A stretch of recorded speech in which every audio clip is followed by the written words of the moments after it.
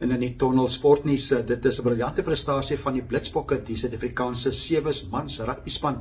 Hulle wen die wêreldkampioenskappe toernooi in Los Angeles en hulle klop vir Spanje in die finaal met 19 punte teenoor 5. Briljante prestasie en aggeneem, dit is die top 8 spanne in die jaar se reeks van die HSBC Sevens reeks wat gekwalifiseer het vir die toernooi. So die 8 bestes het gespeel. Suid-Afrika het al hulle wedstryde gewen. Eers in die groepfase het hulle vir Frankryk geklop, ook vir Groot-Brittanje en hulle het ook vir Argentinië geklop. Argentinië is die reekswenners op punte in hierdie jaar se HSBC reeks. So 'n briljante prestasie van die Blitsbokke. Baie goeie prestasie veral in die semifinale. Hulle speel teen die ou aardsvyande Nieu-Seeland.